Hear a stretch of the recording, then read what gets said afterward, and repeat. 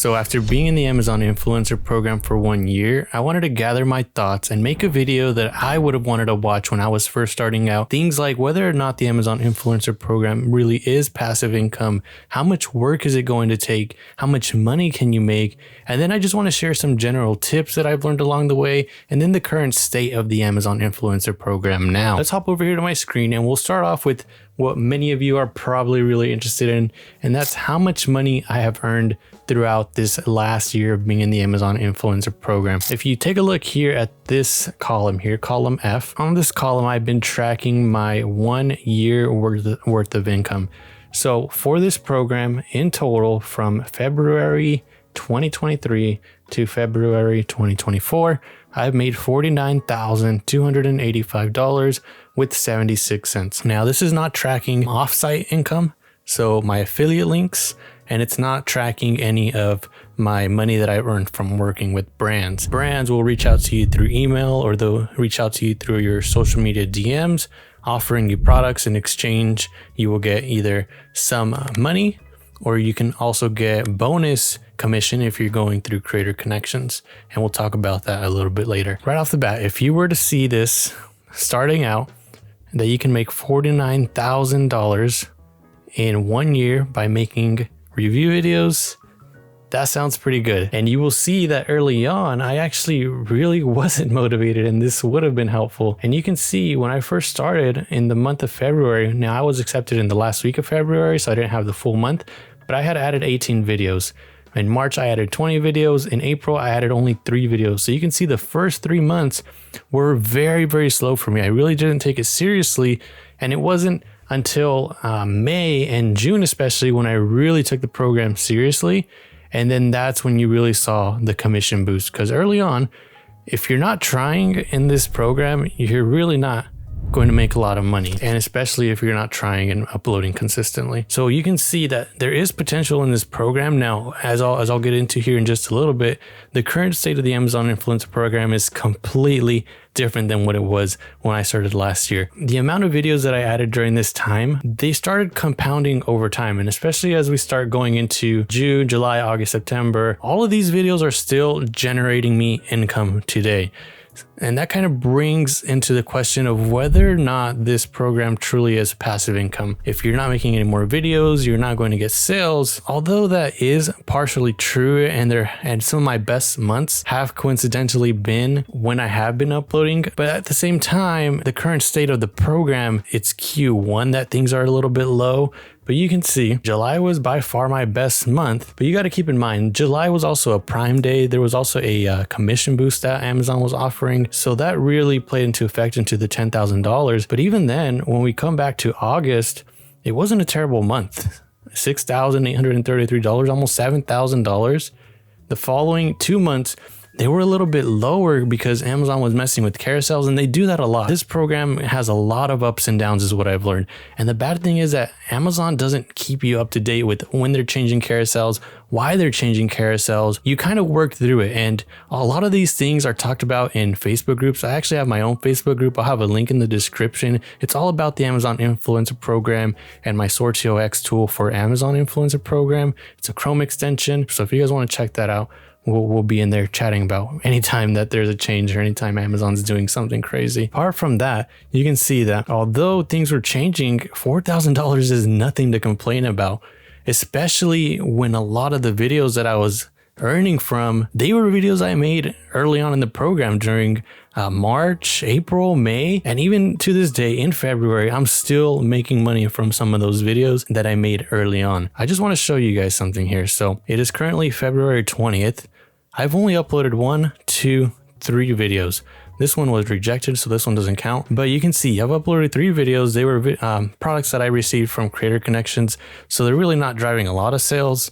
It was just more so something that I personally wanted, and I thought I'd make a video for it at the same time. So they sent it over to me. Apart from those 3 videos that aren't really making me any money, I haven't uploaded anything this month of February.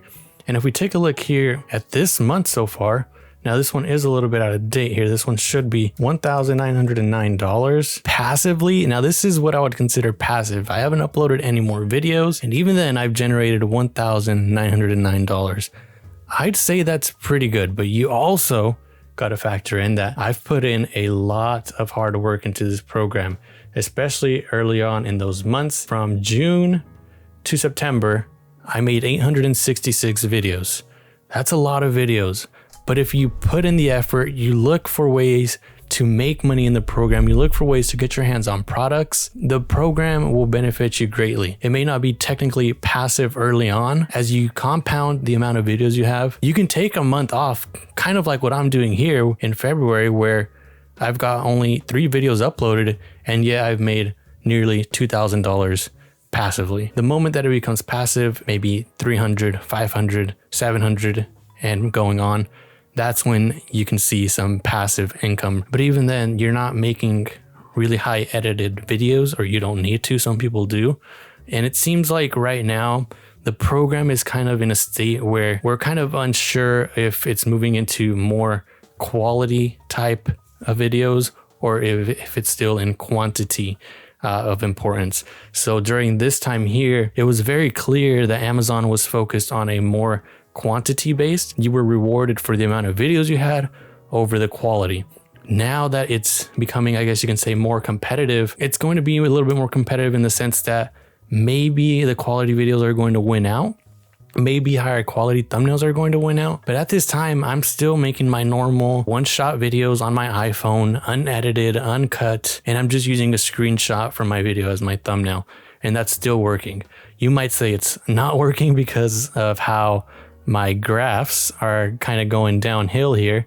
As you can see how the graph is slowly dwindling down, but that's also in part because it's Q1. Anything e-commerce wise, Q1 has always been historically low, and I'm not going to have as much evidence or things to fall back on for the months of like March, April, May, because I wasn't really taking the program seriously at that time. But I do remember last year when I was in Facebook groups, people were going crazy during the month of March and then even April. As we start going into the springtime, people started getting excited about their commissions again. And historically, as well, as we go into Q2, Q3, the amount of online shoppers kind of starts going up. You've got to keep in mind the work that you're putting into these videos. It doesn't necessarily have to be a crazy amount of work. Mine are 30 to 60 seconds. And that's completely worth it to me. If compounding over time, I can consistently make around $2,000 passively, that's really nothing to complain about. You've got to kind of see it in that sense. Where else are you going to do 30 to 60 second videos and have that compounding over time? I mean, this is Amazon. This is a multi-billion-dollar company, I'm assuming, and you're placed right on the product listing. Like there's really no better thing. I didn't really do too much with the Inspire program, so I can't speak too much on that. The one time that I had a viral video on there, I really didn't generate any sales. I made about 30,000 views on one video, and I don't even think I generated one sale. I mean, probably I generated one sale, but from what I can remember, it was like 30,000 views and not really any sales to come with it, which was kind of unfortunate. Throughout this time period, I have learned a lot of things about what products to focus on, what price range to focus on, things of that nature that can be very important. It's definitely worth it in the long run. And I want to explain the concept of price ranges and whether or not it's worth it. And I made a video on this before, and I'll have it linked. The main takeaway was that you don't necessarily have to spend a crazy amount. You don't have to spend at all. The majority of my products early on were from my house, friend's house, family's house, and then I started going into Airbnbs, which I have another video about that you can watch on my channel. This kind of helped me understand where I wanted to place my focus.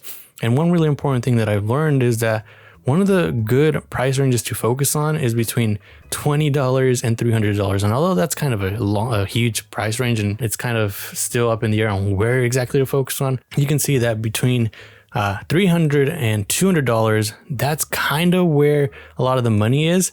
Now, if you go into $300 to $100, that's over $12,000 worth of earnings from those products. Now, and not everybody has over $100, over $300, or close to $300 to spend.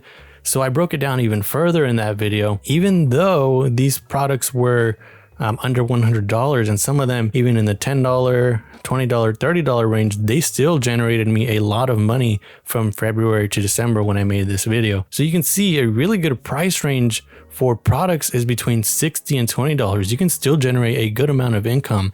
So you don't have to feel like if you're running out of products that you have to spend over $100, over $200, over $300 on products, the more important thing is to focus on things like data of product sales and stuff like that. That's kind of shown in my creator and my Sortio X program.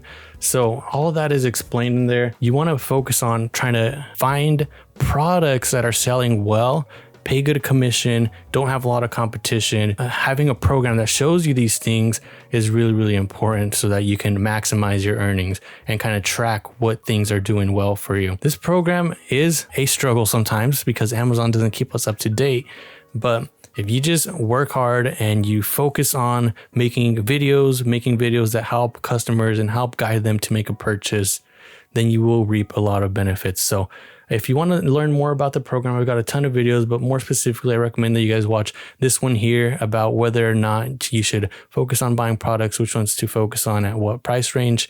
Thank you guys for watching, and I'll see you guys in the next video.